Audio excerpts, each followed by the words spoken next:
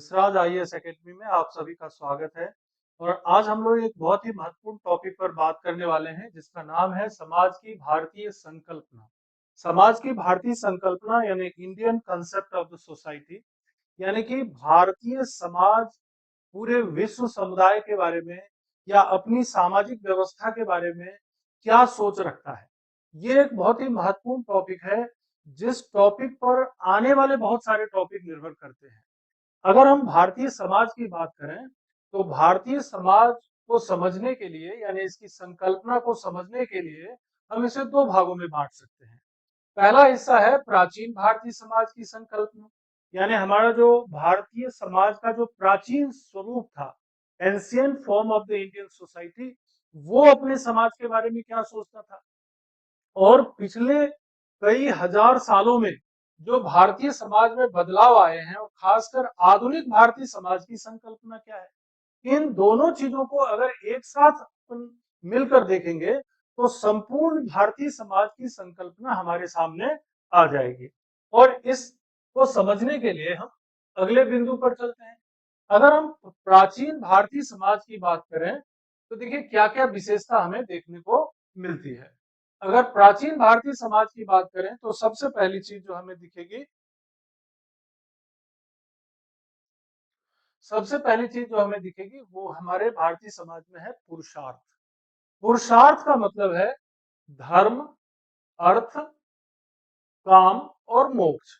अब आप बोलेंगे कि ये क्या कंसेप्ट है, तो देखिए जो हमारा प्राचीन भारतीय समाज था उस वो चार आधार पर बना हुआ था। यानी कि व्यक्ति अपने सामाजिक जीवन के साथ साथ पहली बात तो धार्मिक तरीके से उसे जीवन व्यतीत करना है। अर्थ यानी जो उपार्जन है वो भी धर्म की मदद से करना है, यानी धार्मिक तरीके से करना है, किसी अन्यायपूर्ण तरीके से नहीं करना है। धर्म का मतलब यहाँ पर ये है यानी अहिंसात्मक तरीके से काम करना और उससे अर्थ का उपार्जन करना। यहाँ पर काम का मतलब ये है कि जो जीवन यापन करने का जो हमारा तरीका है, जिसमें काम एक आवश्यक वस्तु है, आवश्यक एक अवधारणा है। और काम से मतलब दो चीजें हैं, एक तो शारीरिक और दूसरा है भौतिक। यानी शारीरिक से मतलब जीवन यापन करते हुए आने वाली पीढ़ियों का जनरेशन यानी उनको उत्पन्न करना। और दूसरा जो हमारा समाज है उसमें सौंदर्यात्मक वस्तुओं को, अच्छी अच्छी चीजों का निर्माण करना, यानी निर्माण भी अपने आप में एक काम है। तो धर्म, अर्थ और काम, और जब इन तीनों चीजों का एक बेहतर समन्वय हो जाएगा तो व्यक्ति मोक्ष की प्राप्ति कर सकेगा। तो सबसे पहला कंसेप्ट तो पुरुषार्थ का हो गया। दूसरा कंसेप्ट है हमारा आश्रम व्यवस्था। भारतीय समाज और खासकर हिंदू भारतीय समाज जिसमें कि आश्रम व्यवस्था को काफी महत्व दिया जाता है। और आश्रम में कौन कौन से आश्रम होंगे, पहला आश्रम होगा ब्रह्मचर्य, दूसरा होगा गृहस्थ, और तीसरा आश्रम होगा वानप्रस्थ, और चौथा होगा संन्यास। ब्रह्मचर्य आश्रम, ब्रह्मचर्य का मतलब क्या हुआ कि कम से कम व्यक्ति अपने जीवन के प्रारंभ यानी मान के चलिए 0 से 25 वर्ष की आयु तक उसे ब्रह्मचर्य जीवन में होना चाहिए। कहने का मतलब है उसे अध्ययन पर विशेष तौर पर और छात्र जीवन पर विशेष तौर पर ध्यान केंद्रित करना चाहिए। दूसरा है गृहस्थ यानी विवाह के पश्चात। गृहस्थ जीवन जो है वो आश्रम व्यवस्था की रीढ़ की हड्डी मानी जाती है, इसलिए क्योंकि जो धनोपार्जन यानी कि जो अर्थ और काम की जो पूर्ति होती है वो गृहस्थ आश्रम में ही हो सकती है। और नए लोगों के लिए कुछ जगह भी बनानी पड़ेगी। तो फिर समझिए वानप्रस्थ मतलब रिटायरमेंट, यानी जब गृहस्थ जीवन से आप सब कुछ कर लेते हैं, अपने परिवार हो जाते हैं, बच्चे हो जाते हैं, बच्चे बड़े हो जाते हैं, तो उनके लिए हमें जगह भी बनानी पड़ेगी। तो वो हो गया वानप्रस्थ। और फिर पूरा जीवन व्यतीत करने के बाद यानी कि ब्रह्मचर्य, गृहस्थ और वानप्रस्थ आश्रम को पूर्ण करने के बाद व्यक्ति को एक स्थान पर रहने की जरूरत नहीं है, उसे अपने माया मोह से मुक्त हो जाना चाहिए और उसे सन्यासी के रूप में जीवन व्यतीत करना चाहिए। तो देखिए ये दो प्रमुख आधार हो गए प्राचीन भारतीय समाज की। पहली हो गई पुरुषार्थ चतुष्टय यानी धर्म, अर्थ, काम, मोक्ष, और दूसरा हो गया ब्रह्मचर्य, गृहस्थ, वानप्रस्थ और संन्यास। जो तीसरी हमारी व्यवस्था बहुत महत्वपूर्ण है प्राचीन भारतीय समाज की वो है वर्ण व्यवस्था। वर्ण व्यवस्था का मतलब ये है कि समाज में जो व्यक्ति है वो व्यक्ति अपने कर्म के आधार पर जो काम यानी जिस तरह का काम वो कर रहा है उस काम के अनुरूप उसे एक वर्ण दिया जाता है। यानी वर्ण व्यवस्था जाति व्यवस्था से अलग है। जाति व्यवस्था वर्ण व्यवस्था नहीं है, ये दिमाग में स्पष्ट रखना है। और चार वर्ण प्रमुख रूप से हुआ करते थे, ब्राह्मण, क्षत्रिय, वैश्य और शूद्र। अब कर्म क्या था भाई? ब्राह्मणों का कर्म हो गया अध्ययन और अध्यापन। समाज में लोग शिक्षित हों, ज्ञानार्जन करें, धर्म और अध्यात्म का महत्व बना रहे तो सामाजिक नियंत्रण में मदद मिलती है। तो ये एक प्रमुख कार्य था, ये ब्राह्मणों को दिया गया। दूसरा क्षत्रिय। अब भाई बहुत सारे ऐसे भी लोग होते होंगे जो असामाजिक होते होंगे, जो हिंसा में विश्वास रखते होंगे, तो उन्हें नियंत्रित करने के लिए एक ऐसा वर्ड माना गया जो समाज अच्छे समाज की रक्षा करे और बुरे लोगों से बेहतर समाज को बचा सके, और उसे कहा गया क्षत्रिय। वैश्य जो होते थे उनका काम होता था व्यापार, व्यवसाय, उद्योग, इन सब कामों में लगे रहना। और शूद्र शूद्र का काम होता था जो ये तीन वर्ण होते थे उनकी सेवा करना। तो यहाँ पर चार वर्ण की बात की गई। यानी प्राचीन भारतीय समाज में पहले वानप्रस्थ, पहले हमारी जो पहली पुरुषार्थ व्यवस्था, दूसरी हमारी आश्रम व्यवस्था और तीसरी हमारी वर्ण व्यवस्था। चौथी चीज क्या है? चौथा है संस्कार। जब हम पूरा जीवन व्यतीत करेंगे तो भारतीय समाज एक एक ऐसी अवधारणा है जिसमें पूरे जीवन को अलग अलग उम्र में संस्कारों की व्यवस्था की गई है। और ये संस्कार व्यक्ति को जहां अनुशासित रखते हैं, ज्ञानार्जन के लिए प्रेरित करते हैं, बेहतर सामाजिक व्यवस्था के निर्माण में मदद करते हैं, ऐसे कुल 16 संस्कारों की बात भारतीय समाज में की गई है। मैंने संक्षेप में यहाँ पर उन संस्कारों के नाम आपको यहाँ पर बताए हैं। जैसे गर्भाधान संस्कार, ये प्रथम संस्कार है, यानी व्यक्ति गर्भ में आता है। और दूसरा है पुंसवन, यानी जो गर्भ में आया उसकी रक्षा करना, पुंसवन। सीमंतोन्नयन, सीमंतोन्नयन यानी कि जो गर्भवती महिला है उसको सुरक्षा और उसको आत्मबल को बढ़ाने के लिए एक व्यवस्था है। जात कर्म यानी कि जन्म, बच्चे का जन्म होना, दैट इज कॉल्ड जात कर्म।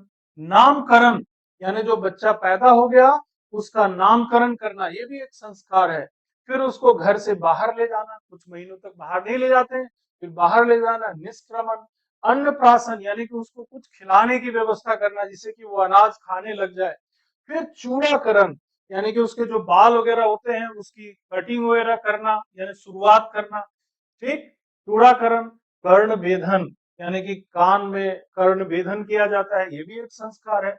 उपनयन, अब बच्चा जो है ज्ञान अर्जित करने के लिए, शिक्षा प्राप्त करने के लिए आगे जाएगा तो उससे पहले उसे उपनयन कर दिया जाता है। ये मोस्टली ब्राह्मणों और क्षत्रियों में ज्यादा प्रचलित हुआ करता था। वेदारंभ, वेद का आरंभ करना। वेदारंभ करेंगे तो उसे केशांत करना, उसे मतलब अपने शरीर से या अपने सौंदर्य से ज्यादा लगाव नहीं हो, इसीलिए उसका केशांत जो है किया जाता है जिससे कि वो अपने ज्ञान और अध्ययन पर ज्यादा फोकस करे। फिर आता है समावर्तन। समावर्तन मतलब ग्रेजुएशन, यानी कि अब वो क्या हो गया, पढ़ लिख करके एक अच्छा ज्ञानी व्यक्ति बन गया तो उसको ग्रेजुएट बोलते हैं, समावर्तन। और उसके बाद फिर विवाह, विवाह के बाद वानप्रस्थ, और वानप्रस्थ के बाद यानी कि व्यक्ति की उम्र इतनी हो गई है कि अब उसका जीवन, अगर उसकी मृत्यु होती है तो अंत्येष्टि भी एक संस्कार है। तो इस तरह से भारतीय समाज की अवधारणा के अंतर्गत प्राचीन जो हमारी भारतीय समाज की अवधारणा है उसमें ये 16 संस्कारों की बात की गई है। साथ ही साथ संयुक्त परिवार व्यवस्था भारतीय समाज की एक बड़ी व्यवस्था है। संयुक्त परिवार खासकर ग्रामीण सामाजिक व्यवस्था और जो हमारी प्राचीन सामाजिक व्यवस्था है, ज्वाइंट फैमिली सिस्टम को महत्व दिया जाता है, क्योंकि ज्वाइंट फैमिली एक ऐसी जगह है जहां पर कई 3-4 पीढ़ियों के लोग, जो भाई बंधु हैं वो सब आपस में मिलजुल करके रहते हैं, यानी एक छोटा समाज और एक दूसरे के मदद की व्यवस्था, ये अपने आप में एक बड़ी बात है। तो संयुक्त परिवार व्यवस्था हो गई, और संयुक्त परिवार व्यवस्था के बाद आता है कर्म का सिद्धांत, यानी कि जैसे कि हम जानते हैं हमारे भारतीय समाज में कर्म को बहुत महत्व दिया गया है। यानी कि एक तरफ जहां अध्यात्म को महत्व है, वहीं कर्म को भी महत्व दिया गया है। जैसा कि गीता में भी आपने सुना होगा, पढ़ा होगा कि कर्म जो है, कर्म के बिना कुछ नहीं मिलता। कर्मण्ये बाधिकारस्ते मां फलेषु कदाचन, यानी कि बिना, जो भी आप कर्म करते हैं वो बिना फल के आप अगर करते जा रहे हैं तो यही आपकी सफलता है। तो यहाँ पर हमको क्या सीखने को मिला कि हमारा जो प्राचीन भारतीय समाज है वो एक व्यवस्थित तरीके से व्यक्ति को जीवन बिताने, समाज के लिए काम करने और समाज को नियंत्रित रखने की एक व्यवस्था है। अब इसके आगे अगर बढ़े तो आप देखेंगे कि आधुनिक भारतीय समाज की क्या विशेषता है। प्राचीन भारतीय समाज को तो हमने देख लिया, लेकिन आज का जो हमारा समाज है वो वैसा तो नहीं चल रहा है कि भाई हमें न तो पुरुषार्थ की व्यवस्था दिख रही है, ना आश्रम की व्यवस्था दिख रही है, नहीं हमें कोई 16 संस्कारों की व्यवस्था ऐसे नियमित रूप से दिख रही है, नहीं हमको जो है वर्ण की व्यवस्था वैसी दिखाई पड़ रही है। तो बदलाव आ चुका है, चेंजेस आए हैं पिछले कई 100 सालों में। जो परिवर्तन आया है, उन परिवर्तनों को हम आधुनिक भारतीय समाज की संकल्पना के अंतर्गत रख सकते हैं। Modern concept of Indian society. तो मॉडर्न कंसेप्ट क्या है, देखिए, जाति आधारित भारतीय समाज से अब वर्ग आधारित भारतीय समाज में हम बदलते जा रहे हैं। ये आधुनिक कंसेप्ट है। पहले वर्ण था, वर्ण से बहुत सारी जातियां बनी, लेकिन अब जैसे जैसे इंडस्ट्रियलाइजेशन हो रहा है, अर्बनाइजेशन हो रहा है, लोगों में एजुकेशन बढ़ रहा है, वेस्टर्न कल्चर का इम्पैक्ट हो रहा है, तो अब धीरे धीरे खासकर अर्बन एरियाज में कास्ट का जो महत्व है वो भी कम होता जा रहा है। और जाति का महत्व कम होने से क्या बदलाव हो रहा है, हम वर्ग में बदलते जा रहे हैं, क्लास में बदलते जा रहे हैं। जाति वर्ग में बदल रही है। वर्ग क्या है, फिर भाई जैसे छात्र वर्ग, शिक्षक वर्ग, ये वर्ग है ना, क्लासेज है। मजदूर वर्ग, पूंजीपति वर्ग, ये क्लासेज है। यानी कि अब मान लीजिए छात्र वर्ग है, स्टूडेंट क्लास। अब इसमें ये नहीं देखा जाएगा कि कौन ब्राह्मण है, कौन क्षत्रिय है, कौन ठाकुर है, कौन शर्मा है, कौन मिश्रा है, कौन यादव है। ये कोई कंसेप्ट नहीं है। छात्र एक वर्ग है, मजदूर एक वर्ग है, जो न तो जाति पर आधारित है न ही धर्म पर आधारित है। तो जैसे जैसे आधुनिकीकरण हो रहा है, वैसे वैसे ये बदलाव भी आ रहे हैं हमारे समाज में। तो अब भारतीय समाज की संकल्पना में वर्ग का धीरे धीरे महत्व बढ़ रहा है। दूसरी बात क्या है, शिक्षा की आधुनिक प्रणाली। शिक्षा की आधुनिक प्रणाली भी बढ़ती जा रही है हमारे पास। ठीक है, शिक्षा की आधुनिक प्रणाली। अब शिक्षा की जो आधुनिक प्रणाली है, इसमें आप देख रहे होंगे बहुत सारी हम टेक्नोलॉजी सीख रहे हैं, डिजिटलाइजेशन हो रहा है, अब व्यावसायिक शिक्षा का महत्व बढ़ता जा रहा है। तो इसके कारण समाज में बदलाव आ रहा है, लोगों के सोचने समझने के तरीके में बदलाव आ रहा है। तो भारतीय समाज की जो संकल्पना है, जो कंसेप्ट है, जो धारणाएं हैं, वो भी बदल रही है कि भाई शिक्षा से व्यक्ति अपने जीवन का उत्थान कर सकता है। शिक्षा से जो बहुत सी सामाजिक कुरीतियां हैं उनको हम कम कर सकते हैं। ये सब बदलाव अगर आ रहा है तो ये इसकी भारतीय समाज की आधुनिक संकल्पना है। इसके अलावा भारतीय संविधान ने सबसे बड़ी विशेषता जो हमारी देखने को मिलती है, जिसका हम लोग जिक्र करते भी रहते हैं, वो है धर्मनिरपेक्षता, सेकुलरिज्म। भारतीय संविधान के अनुच्छेद 25 से लेकर अगर 28 तक आप देखेंगे तो ये धर्मनिरपेक्षता को बढ़ावा देने के लिए ही है। और ये बात भी भारतीय समाज को प्रभावित करता है। भाई एक प्राचीन भारतीय समाज था, उसमें जो कुछ भी होता था वो धर्म के आधार पर होता था, उसमें जो कुछ भी होता था वर्ण और पुरुषार्थ के आधार पर होता था। लेकिन अब हम जो कुछ भी कर रहे हैं वो सारा काम धर्म निरपेक्षता के आधार पर हम करते हैं। यानी सेकुलरिज्म जो है वो भारतीय समाज की वर्तमान में एक संकल्पना बन गई है, एक कंसेप्ट बन गया है। और इसी धर्मनिरपेक्षता को बढ़ावा देने के लिए हमने प्रजातंत्र को अपनाया है, डेमोक्रेसी को अपनाया है। तो प्रजातंत्र और धर्मनिरपेक्षता एक दूसरे से जुड़े हुए हैं और ये दोनों ही भारतीय समाज की आज विशेषता बन गई है। आज भारत के समाज में जैसे वर्ण व्यवस्था में एक निर्धारित पेशा होता था कि ब्राह्मण है तो ये अध्ययन करेंगे, अध्यापन करेंगे, ये क्षत्रिय हैं तो ये रक्षा का काम करेंगे, हथियार उठाएंगे। ये वैसे हैं तो व्यापार व्यवसाय करेंगे। ये शूद्र हैं तो सेवा करेंगे। ऐसा नहीं है। विविध पेशे की बहुलता, यानी अनेक प्रकार के पेशे हमारे समाज में प्रचलित हो गए हैं। यानी समाज क्या हुआ है? आधुनिक जो भारतीय सामाजिक संकल्पना है वो संविधान से, प्रजातंत्र से, धर्मनिरपेक्षता से, व्यवसाय और व्यापार से, और साथ ही साथ जो आधुनिक तकनीकें हैं इन सब चीजों से प्रभावित हो रहा है। ये जो बदलाव है, इसके साथ ही अगर हम कुछ और चीजों पर ध्यान दें तो बात यहीं खत्म नहीं होती है। कुछ और भी चीजें हैं जो भारतीय समाज की संकल्पना में बढ़ती जा रही है। और साथ ही साथ भारतीय समाज विश्व के समाज में इसलिए ज्यादा बेहतर माना जाता है क्योंकि एक व्यवस्थित तरीके से ये स्टैब्लिश किया हुआ है। इसीलिए आप इतने सारे आक्रमण हुए भारत के ऊपर। सल्तनत पीरियड आपने देखा, आपने मुगल पीरियड देखा, फिर ब्रिटिश काल देखा। उसके बावजूद भी क्या देख रहे हैं हम कि भारतीय समाज जो है वो प्राचीन है लेकिन फिर भी स्थायित्व बना हुआ है। आज भी संस्कार हमारे समाज में बचे हुए हैं। आज भी हम धर्म, अर्थ, काम और मोक्ष की बात कर रहे हैं। कैसे? इसका मतलब है कि ये भी हमारे भारतीय समाज की एक विशेषता है।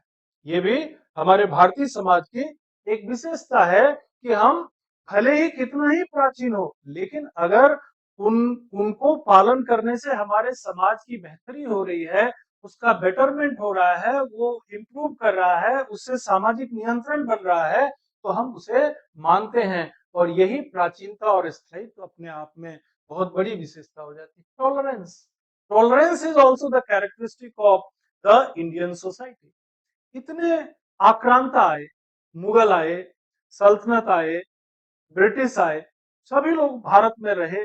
कई लोग यहाँ बस भी गए, कई वापस भी चले गए। लेकिन टॉलरेंस, इस टॉलरेंस के कारण क्या है कि भारतीय समाज उन विशेषताओं को ग्रहण करता गया जो हम में नहीं, और जो हमारी विशेषता थी उन लोगों में से तो उन लोगों ने भी ग्रहण किया।